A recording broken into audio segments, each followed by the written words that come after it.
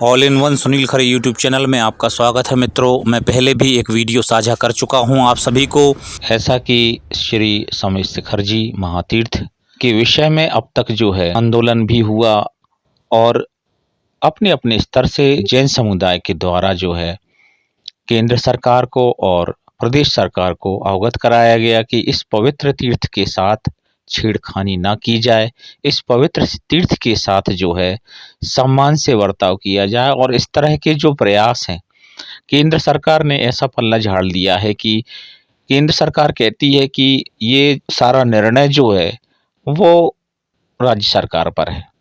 अब ऐसी स्थिति में राज्य सरकार में झारखंड के जो मुख्यमंत्री हैं श्री हेमंत सोरेन जी, वो इसमें फैसला कर चुके हैं कि यहाँ पर जो है पर्यटक स्थल बनाया जाएगा, अभ्यारण्य भी यहाँ पे तैयार किया जाएगा। तो ऐसी स्थिति में प्रदेश सरकार के द्वारा जो है कोई धनात्मक यहाँ पे जो है झुकाव देखने को नहीं मिल रहा। मैं समझता हूँ कि प्रदेश और केंद्र सरकार दोनों की इसमें महती भूमिका है।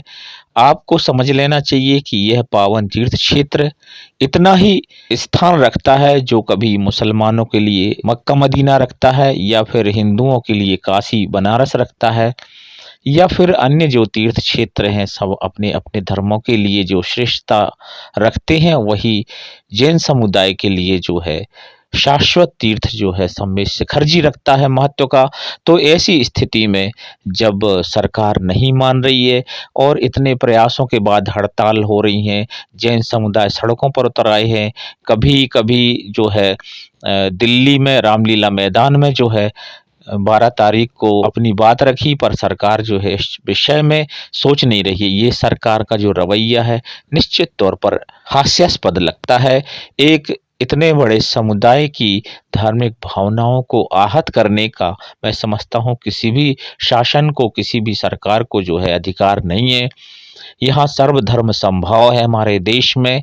ऐसी स्थिति में जैन धर्म के महान आचार्यवर संत शिरोमणि आचार्य सुधासागर जी महाराज कहते हैं कि यदि सरकार ऐसा नहीं मान रही है, सरकार इसमें कोताही बरत रही है, लेट लतीफी कर रही है, तो पूरे भारत के चाहे वो श्वेतांबर हों, दिगंबर हों, जैसे भी जो है धर्म के अनुयायी हों, सबको एकत्रित होने की लिए जो है कहा है, आह्वान करते हैं। सुधासागर जी महाराज कहते हैं कि अब बता देना होगा हमें सरकार को कि हम अल्पसंख्यक हैं, किसी को वोट देने से फर्क पड़े न पड़े, पर हम चाहें तो सरकार गिरा सकते हैं। ये हमें जज्बा दिखाना होगा, हमें एकत्रित होना होगा और हमें अपने तीर्थ क्षेत्र, पवित्र क्षेत्र के संरक्षण के लिए जो है आगे आना होगा और हमें सरकार को बता देना होगा। इसलिए सभी भारतीय जैन समाज को आमंत्रित करते हैं और कहते हैं वे कि 21 दिसंबर दिन बुधवार को एक जन आंदोलन करेंगे और जो जहां है, जिस जगह है, वहां से रह करके हमें जन आंदोलन करना होगा और हमें सरकार को हमें अपनी ताकत दिखानी होगी और श्री स्वामी शिखर जी के साथ जो हो रही छेड़खानी है वो हमें रोकनी होगी हर हाल में। इसमें हम पीछे नहीं हटेंगे। तो इस तरह से जब कहते हैं, मुझे एक संस्मरण याद आ गया।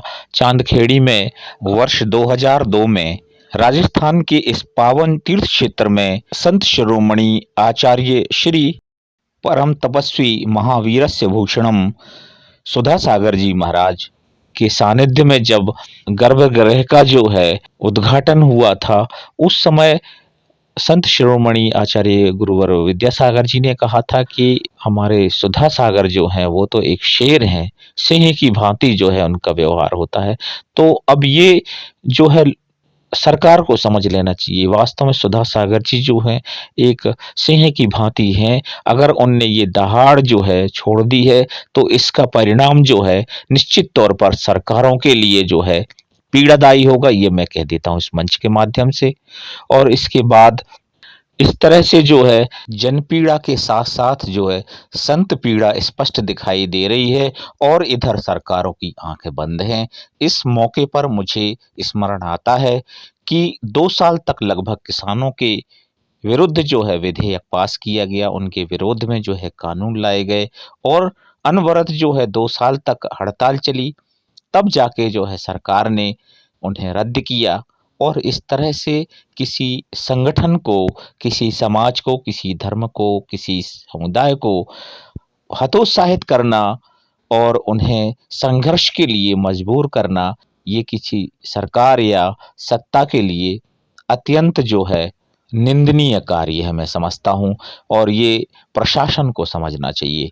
यहाँ बड़े-बड़े बुद्धिजीवी हैं और संवेदनशील नेता हैं। मैं समझता हूँ मोदी जी जैसा व्यक्तित्व जो है इस देश में अभी सरकार चला रहे हैं और उन्हें इस विषय में इतनी संवेदनहीनता जो है बरतना शोभा नहीं देता। वो स्वयं एक अपने आप में सिद्ध पुरुष हैं और उन्हें धर्म के विषय में भली-भांति संज्ञान है और उन्हें सोचना चाहिए और उन्हें जो है प्रदेश सरकार को आदेशित करना चाहिए कि इस तरह से किसी पवित्र क्षेत्र के विषय में एक सार्वजनिक राय लेनी चाहिए। उसके बाद जो है आपको इस क्षेत्र में अपने कार्य जो है, चाहे वो विकासात्मक कार्य क्यों ना हो, उन्हें फिर संचालित करना चाहिए। इस तरह से थोपे जाना एक गैर कानूनी है और मैं समझता हूँ कि एक समुदाय के प्रति जो है निश्चित तौर पर ये रवैया असंवैधानिक है।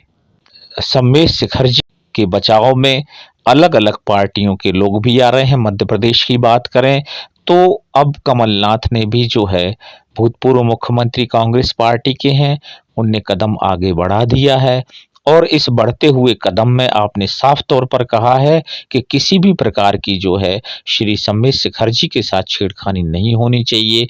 और इस पावन तीर्थ में और इस पावन तीर्थ के अलावा जितने भी भारत में सभी धर्मावलंबियों के तीर्थ क्षेत्र हैं, पावन तीर्थ हैं, उनका सम्मान किसी भी सरकार को करना चाहिए। संवैधानिक जो व्यवस्था है उसके अनुरूप ही सरकार को कार्य करना चाहिए, ऐसा जो है श्री कमलनाथ जी कहते हैं।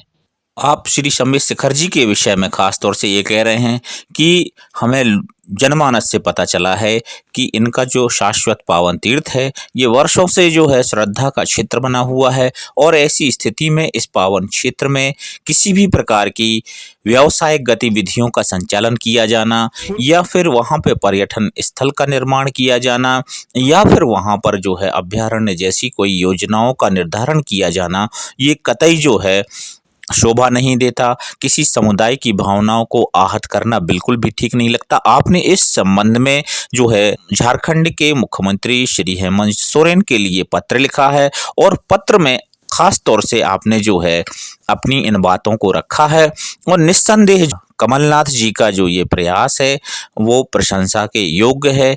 और जैसा कि मैं पहले भी बता चुका हूं कि भारत एक सर्वधर्म समभाव और धर्मनिरपेक्षता का पालन करने वाला देश है, तो निश्चित तौर पे है कि हमें हर हाल में इस संवैधानिक व्यवस्था का पालन किया जाना चाहिए। जय हिंद, जय भारत।